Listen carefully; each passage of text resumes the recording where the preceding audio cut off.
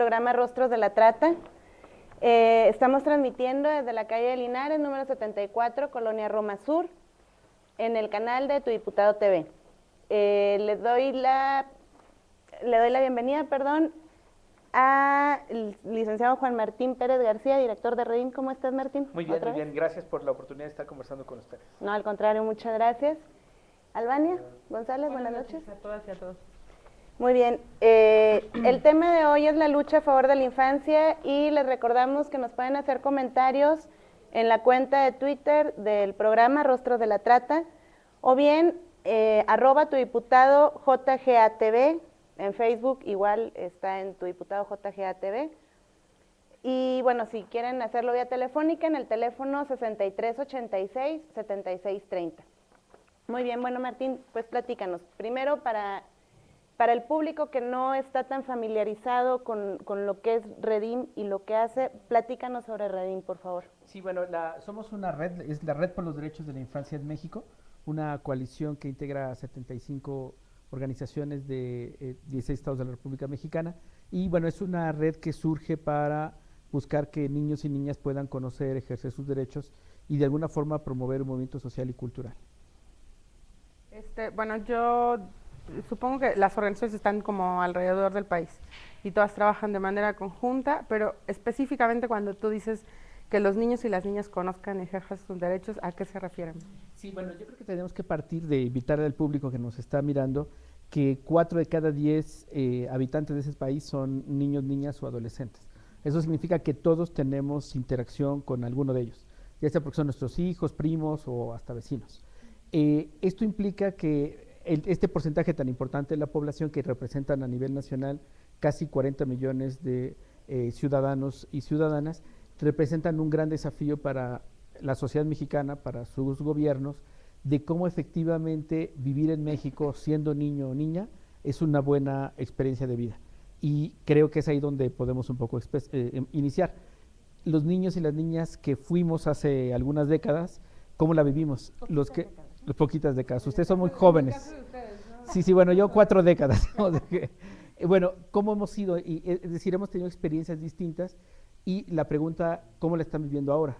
Los niños, las niñas, y nos damos cuenta que el escenario no es muy favorable. Para darles algunos datos generales, de estos casi 40 millones de niños, niñas y adolescentes, 22 millones de ellos son pobres y 5 millones viven en pobreza extrema, es decir, que al menos una vez al día no comen.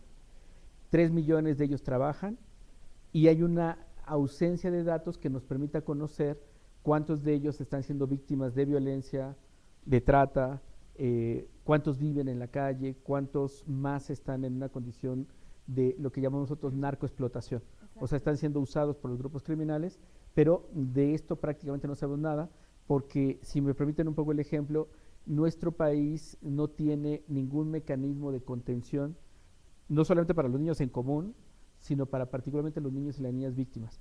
Y entonces hay, por supuesto, algunos programas, acciones, pero no están articulados y eso hace que los niños y las niñas vivan en desprotección. Justo es lo que iba a comentar, porque por un lado tenemos este número tan grande de niños y niñas que están en situación de pobreza y además de los que están en situación de pobreza extrema.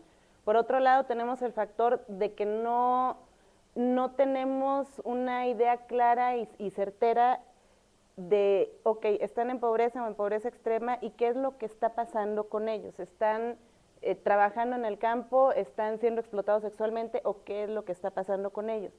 Y por otro lado, no tenemos un ente rector que se responsabilice no solo de poner en marcha un programa y a ver qué tal nos funciona, sino de dar atención inmediata a esos niños y niñas, ¿no? Generar política pública también. No, bueno, política pública ya ni hablo. Sí, yo creo que tenemos acciones gubernamentales que están fragmentadas. Si me permiten un ejemplo completamente simple, es como pensar en nuestra mano. O sea, es decir, nosotros podemos cargar una bolsa, un maletín, y idealmente lo tenemos que hacer con los 5 dedos. Sí. ¿Qué sucede? Que en este ejemplo tan simple, el Estado mexicano está queriendo cargar diversas problemáticas con un solo dedo. Y obviamente que lo puede hacer por muy poco tiempo, con mucho dolor y con ninguna eficacia. Y eso es exactamente el gran problema que viven niños y niñas, porque ya no solamente pensemos en los niños pobres, los que están en una situación de violencia o son víctimas de algún delito. ¿Recordarán ustedes el caso de la niña Paulette, Sí, claro. que terminó extraviada 8 días en un colchón, nos dijeron? Y entonces tú dices, bueno, a ver, una niña con ese nivel económico, con esos papás que tenían tantos amigos tan cercanos, casi presidenciables, ¿qué pasó con eso? O sea, no importa la clase social, quedas en desprotección. Por supuesto, agreguen a los niños y las niñas víctimas de delitos, a los que viven violencia, a los que han estado en pobreza, están todavía peor. Es que ese es el tema con nuestra infancia, que independientemente, vamos, no hay distinción de situación económica, condiciones de cultura, de educación, de religión, de absolutamente nada. No hay un ambiente que proteja, no hay un entorno de protección para la niñez. Albania, ¿ibas a comentar? Sí, más bien yo tenía una pregunta para la red, porque de pronto, tal vez hay mucha gente que esté familiarizada, pero hay mucha más gente que me parece que es en términos generales la mayoría de la población que no está familiarizada con el tema de la infancia, con el tema de derechos de infancia, ¿no? Porque escuchamos todo el tiempo como de, pero ¿por qué, no? ¿Por qué los niños tendrían que tener derechos? Entonces, más bien mi pregunta iría como en función de cuál es la propuesta de la red, ¿no? Por ejemplo, para hacer esta intervención comunitaria, ¿no? Y hacer desde nuestros espacios, ¿no? También hacer un poquito de política y un poco de transformación de estructuras culturales. ¿Cuál es la propuesta de la red, no? Sí, bueno, yo creo que tenemos varias. La primera es que tenemos que reconocer a niños, niñas y adolescentes como ciudadanos.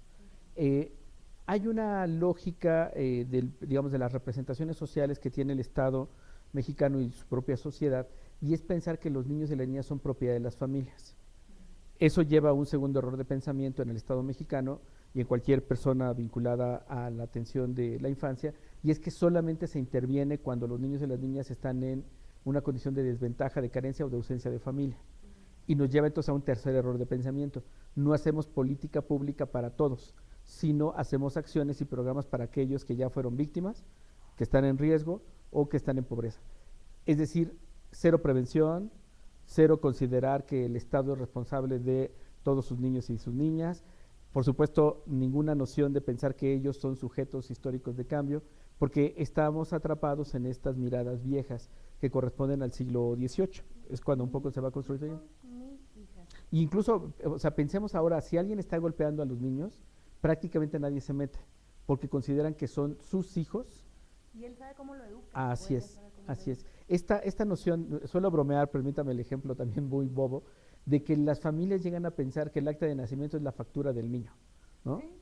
Y entonces cuando se casan la endosan, ¿no? Para que, como decía Fernando Delgadillo, ¿no? O sea, para que sea efectivo. Sí, yo creo que en tanto no superemos esta idea de que los niños son incapaces, son inferiores, todavía no son valiosos, va a ser muy difícil que cambiemos la mirada, porque entonces solamente nos atrapa rápidamente la idea de pensar en asistencia. Si ahora preguntamos al público, ¿quién es el responsable en el Estado mexicano de la infancia? Nos van a decir el sistema DIF. Y en sentido estricto, podemos decir, a ver, sí el DIF, pero ¿qué pasa con educación, con salud? ¿Qué pasa con el Poder Judicial? Que siempre queda así como silbando en la loma, ¿no? ¿Qué pasa con el Poder Legislativo? Es decir, todo el Estado, sus tres poderes y sus varias vertientes, son responsables de la garantía de derechos de niños, niñas y adolescentes.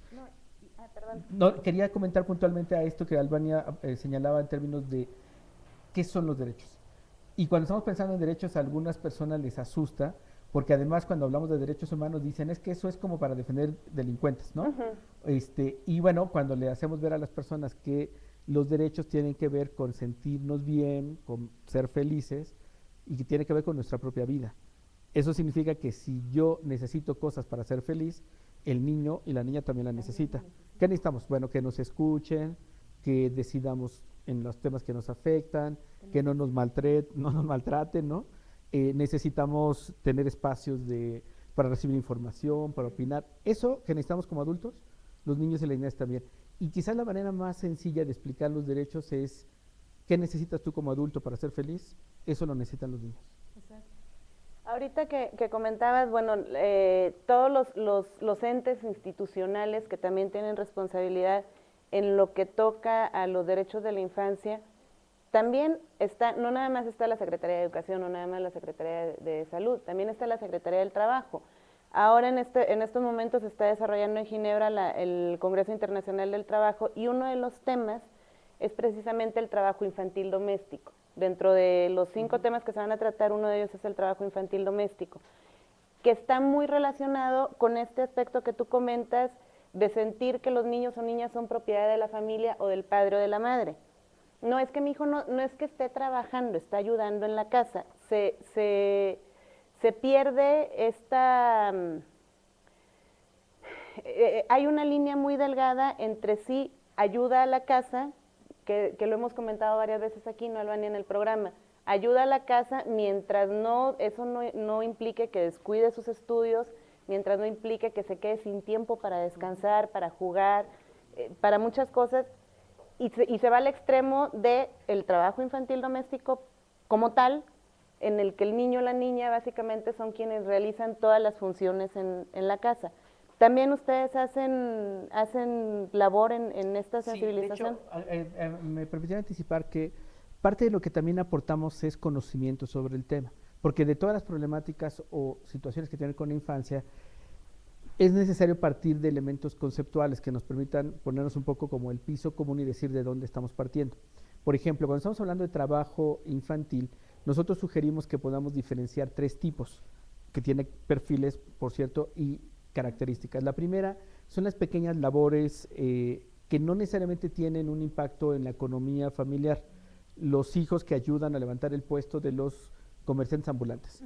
O sea, que el niño o la niña ayude no cambia, ni hace más rico ni hace más pobre al comerciante ambulante, pero forma parte de estas pequeñas labores familiares. No dejó de ir a la escuela, no ha dejado de jugar, son estas actividades que no le hacen daño y además representan una transferencia cultural. Hay una segunda categoría, un segundo concepto que sería propiamente el trabajo infantil. Ahí ya hay varios temas. Hay un servicio o una actividad económica que se desarrolla, por supuesto se genera capital y hay un patrón. Puede ser familiar, comunitario o externo, pero obviamente habría que checar si ese trabajo significa menos tiempo libre, escuela y demás. No podemos pensar que todos los niños que trabajan viven lo mismo, porque hay una gran variedad.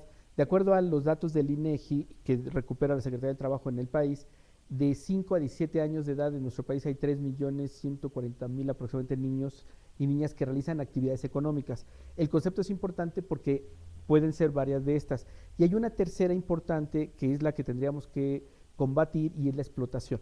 La explotación económica que se traduce en que generalmente se beneficia a alguien no de la familia o no de su comunidad, que por supuesto significa una exigencia a su capacidad humana, ya no tiene ninguna posibilidad de ir a la escuela, de recreación y demás, y se genera o se le exprime, digamos, una generación de dinero o de capital en beneficio de un grupo, de una industria o demás. Eso es un delito y tendríamos no que compararlo. Parte del debate que hemos tenido con la Organización Internacional del Trabajo es que no apunta claramente a los temas, sino que decir trabajo infantil y vamos a erradicarlo es muy amplio y no ayuda. Digo, si sirve de algo decirlo, yo trabajo de los 9 años y para mí trabajo infantil fue muy importante. Yo podría promover que mis hijos trabajen y no les va a hacer daño si ocurre en un contexto comunitario, familiar, de transferencia cultural, y son estas pequeñas labores. Entonces, creo que esos son los debates que tenemos que empezar a dar, porque de otra manera, cuando la autoridad actúa, y les termino con un ejemplo, estamos ahora acompañando un caso en el estado de Jalisco, donde una mujer que tiene 2 hijos y vive sola, no tiene pareja, no tiene con quién dejar a sus niños, sale a vender a la calle, se va con ellos a vender. Y el DIF estatal en el estado de Jalisco, concretamente el DIF de Zapopan, ya le inició un proceso penal por explotación. Y entonces cuando le preguntamos al DIF de Zapopan, oiga, ¿usted le ha ofrecido una guardería? ¿Le ha dado una beca económica? ¿Le ha acercado algún tipo de programa? Bueno, le ofrecimos pero no quiso. ¿Qué es ofrecimos? O sea, ¿qué se traduce esto? Porque si no, entonces es muy fácil criminalizar a las familias. En el estado de Jalisco estamos teniendo un problema muy grave, como en el Distrito Federal también, de que les están quitando los niños y las niñas a las mujeres que trabajan, pero particularmente a las más vulnerables, indígenas, callejeras, inmigrantes. Y entonces no solamente no la ayudas, sino la revictimizas, ¿no? Y a los niños igual. Y hay una cuestión ahorita que comentaba sobre el debate que tienen con la OIT, la Organización Internacional del Trabajo. Hemos tenido debates, por supuesto, de menor rango, Albania y yo, digo, de menor rango hablo yo por mí, ¿no? ¿Porque ella es más bajita o por qué? No, no, al contrario, no, más bien porque ella es Bullying, pro, ¿no? eso se llama bullying, no, porque ella, igual que comentabas tú ahorita, es pro trabajo infantil. Yo tengo una posición un poco más pro OIT, pero sí reconozco una cuestión, que no es lo mismo hablar de la niñez y la infancia en países como Alemania, Holanda, Suecia, Suiza. No es lo mismo hablar de esa niñez y de esa infancia, hablar de la niñez en países de América Latina y el Caribe, porque hay sendas diferencias entre ambas infancias, ambas niñez.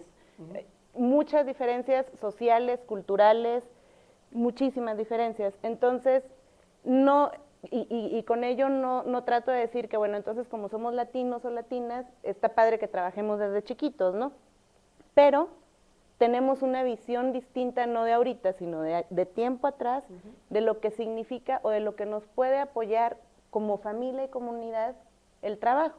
Claro. Tan simple. Tiene que ver con esta como el paso de la cultura, ¿no? Como Sí. justo cómo funciona la tradición tradición. oral, cómo funciona todo eso, también a través del trabajo se transmite. Exacto, ¿no? no, y además otra cosa, todavía hace 100 años, en muchísimos países de América Latina, la agricultura era una actividad económica preponderante.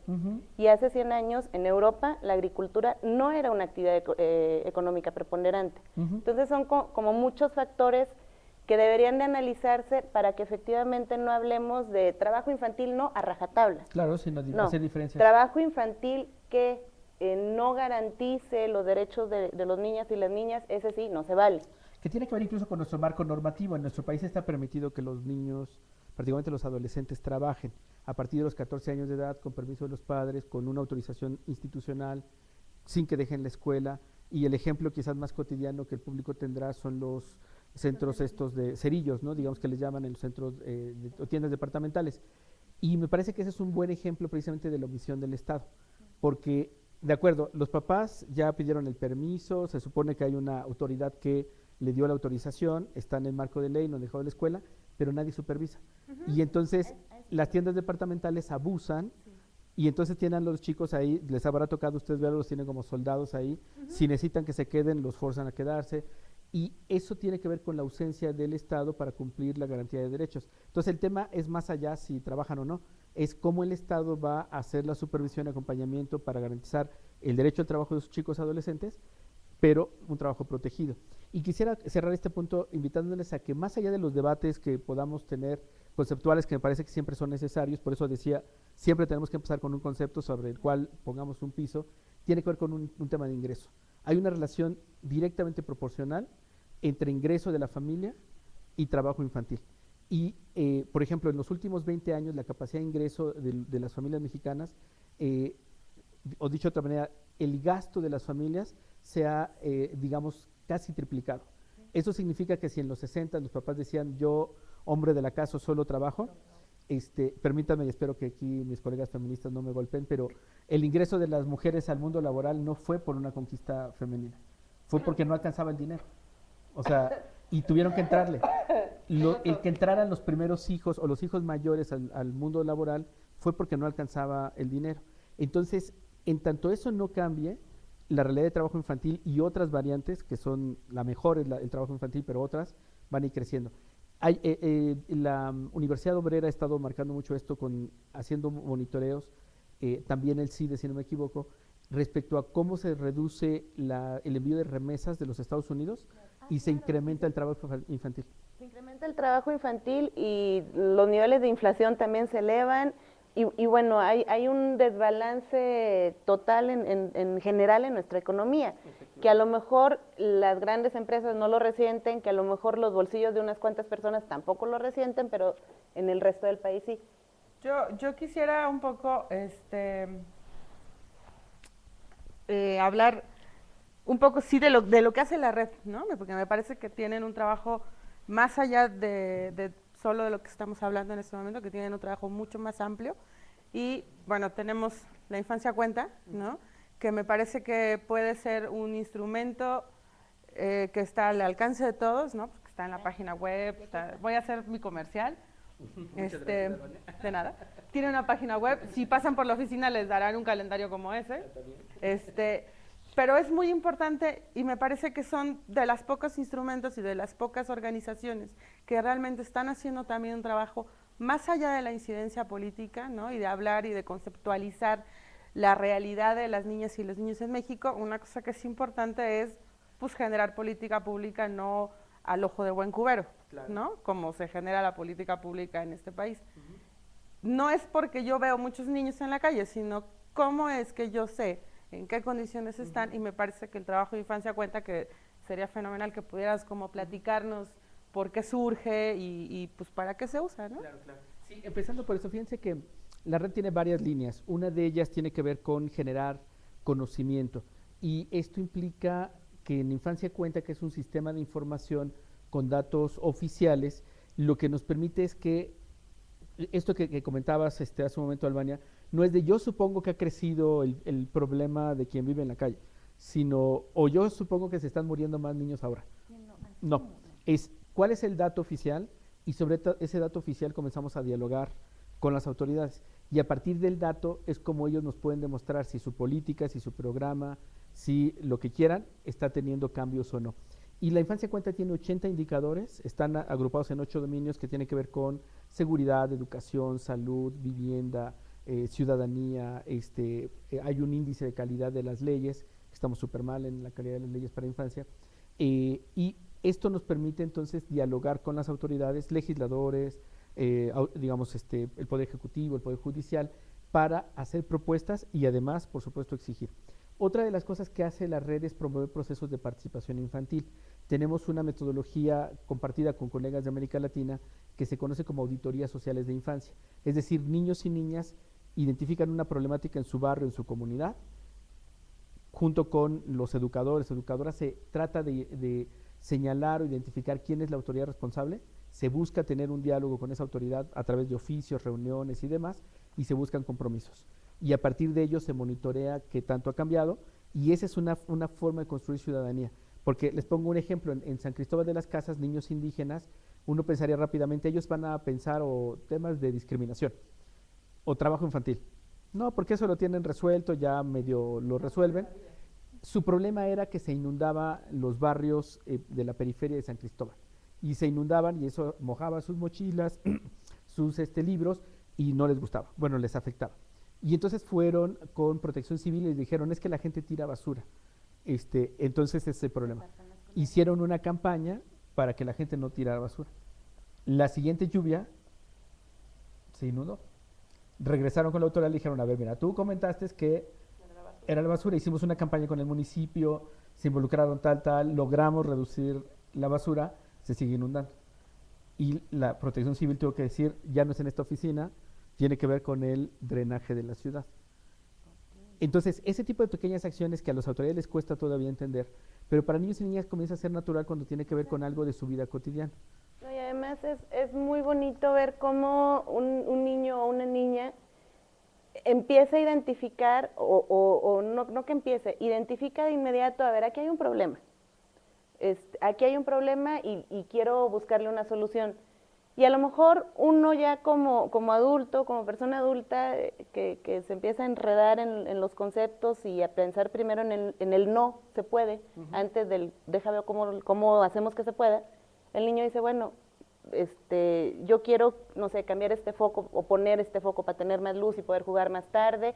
Cuestiones sencillas que parecieran a lo mejor para las personas adultas no tan importantes, pero que son relevantes para ellos y para ellas. Y en la medida de que esas cuestiones sean relevantes, en esa medida se tienen que respetar. Me acuerdo ahorita que comentabas tú hace un tiempo, Albania, justo cuando hablábamos de trabajo infantil, de la creación de un sindicato o una cuestión parecida, no quiero equivocarme del país, pero creo que era Bolivia o algo. Perú, ¿no? Perú. Bueno, Perú están súper avanzados, llevan ya 30 años en proceso de participación infantil, iniciaron con niños y niñas trabajadores, Ujú. que tienen una red nacional Sí. de niños, niñas y adolescentes trabajadores. Bueno, de hecho hay una red De mundial. las figuritas, ¿no? Sí, bueno, hacen un Ujú. montón de artesanías y demás. Y fíjate que parte del tema es, somos niños y niñas trabajadores, no queremos vivir explotación y queremos en consecuencia que las autoridades nos protejan en nuestra condición de trabajo. Y si eso significa sindicato, lo que sea, se puede hacer. Pero el impacto de la participación de niños y niñas en el Estado peruano ha sido tan amplio que ahora hay muchísimos procesos de organización. Por ley hay comités escolares dentro de cada una de las unidades educativas. Y en Lima, hace un año y medio, casi dos, hace 2 años aproximadamente, instalaron el primer cabildo infantil del mundo. Esto implica que el cabildo adulto tiene que consensuar y debatir sus decisiones con el cabildo de niños. Jurídicamente, si el cabildo de niños y niñas no aprueba una decisión, no pasa. Entonces, obviamente esto representa una ruptura en la forma en la que vemos a niños y niñas, porque el público que nos sintoniza dirá, pero a ver, un niño va a decidir el presupuesto de Ajá. Lima Sí. o el tema de transporte público y demás. Claro Pues que sí, sí, deciden. porque ellos lo viven, o Sí, sea, claro. porque van a la escuela y usan el transporte público. Yo sí haría como mucho énfasis porque sí creo que mucha gente dice justamente estas cosas, ¿no? ¿Ellos qué van a saber? La ciudadanía, y me parece que muchos de los problemas que en México como ciudadanos arrastramos durante décadas, tiene que ver con que no somos ciudadanos hasta que tenemos 18 años, Ajá. como si la ciudadanía nos la diera una edad cronológica y la ciudadanía se construye, ¿no? Entonces me parece que eso es sumamente importante porque si construimos ciudadanía desde pequeños, seguramente el día que Que esos niños y esas niñas tengan 18, 20, 30 años va a ser una sociedad diferente. Más participativa que la que nosotros y nosotras ahorita tenemos, Pero ¿no? permítame decirle que incluso en ese mismo momento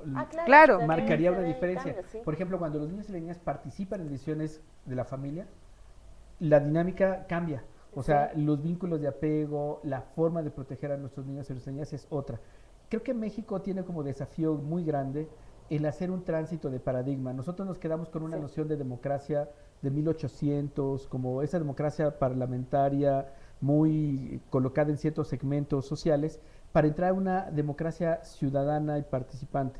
Esta democracia participativa no implica menos política, implica menos politiquería, Ujú. implica más ciudadanía e implica muchísima más participación. Y esto en todos los sentidos es benéfico para cualquier país o sociedad. O sea, por poner un ejemplo, Brasil tiene, bueno, además de que es una potencia mucho más fuerte que nosotros, pero podría ser una economía cercana y una cultura muy cercana por su extensión territorial, diversidad cultural.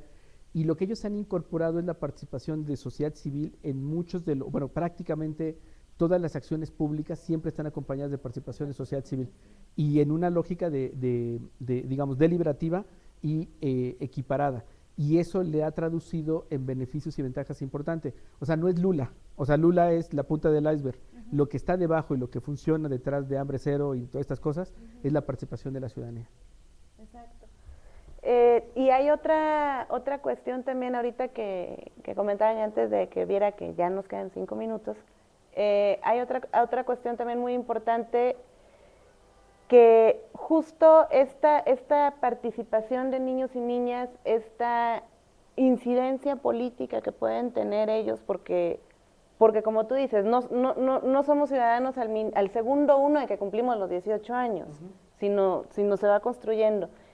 Esta forma de ir cambiando las cosas, estoy absolutamente segura que también es una garantía, no solo para que tengamos una democracia realmente participativa, sino también para que tengamos niños y niñas que no sean tan fácilmente víctimas de cualquier tipo de explotación, niños y niñas que van entre ellos mismos van a poder crear estas redes de información, de seguridad, de protección, y cerrar los frentes al crimen organizado. Yo le apuesto a eso y estoy absolutamente segura. Martín, ¿en qué página, teléfonos te pueden localizar para que si alguna comisión estatal quiere contactarte? Les invitamos a que puedan conocer más, es www.derechosinfancia.org.mx, derechosinfancia.org.mx. Infancia Cuenta lo pueden encontrar en el sitio de infanciacuenta.org. Y bueno, en Twitter estamos también, ahí pongan ustedes Redim, hashtag Redim y va a aparecer por ahí.